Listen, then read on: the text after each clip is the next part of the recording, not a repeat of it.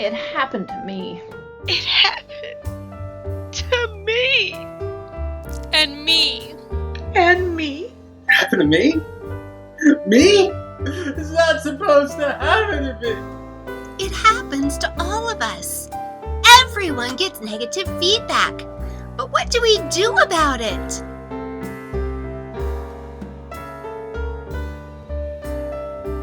Hello heroes, I am Lisa Wintle, and in this video, we are going to talk about our feelings about negative feedback, reasons we might receive it, and how to react when we do. Let's get started. I never thought it would happen to me, but it did. So the first thing to understand is that everyone gets negative feedback, from freshman to Magic Master. And if you haven't received it yet, just hold on because I promise it's coming. So how does negative feedback make us feel?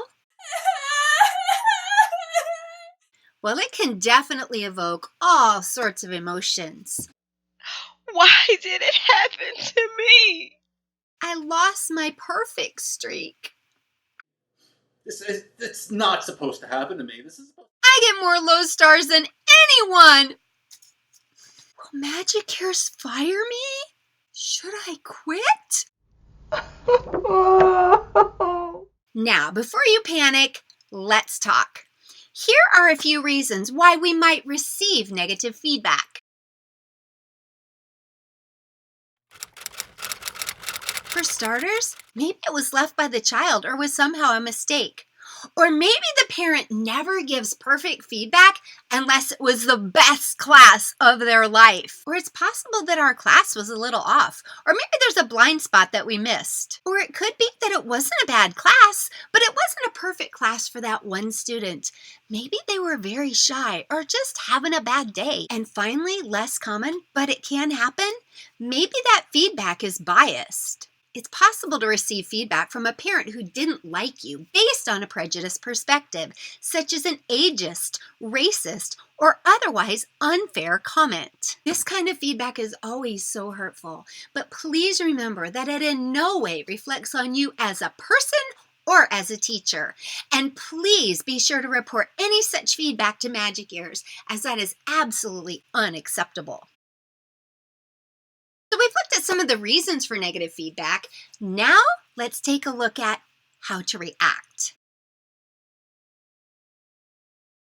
Where do I go from here? First, take a deep breath and remember it happens to everyone. Next, try to put it in perspective. Was it 4 stars? Well, that's good. I have definitely eaten at some 4-star restaurants where I love the food. Was it 1 star? Well, that's okay. You don't get 1 star every class, do you?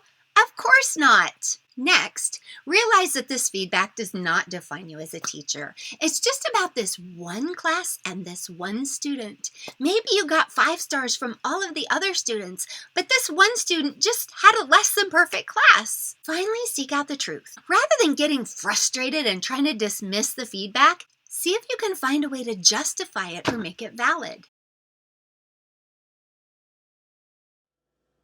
No!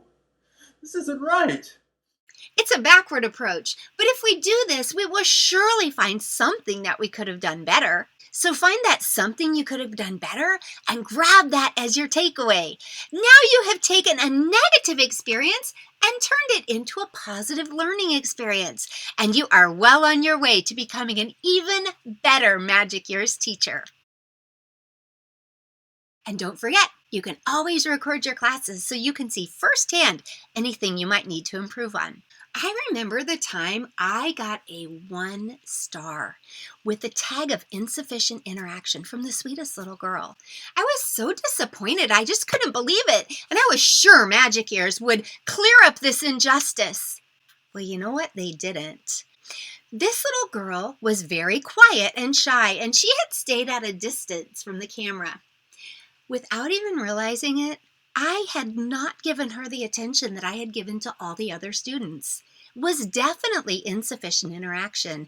And when I was able to rewatch that video, it was totally clear what I had done.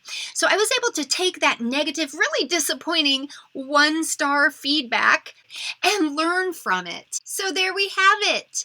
What have we learned about negative feedback? Well, it happens to everyone, and we should never take it personally.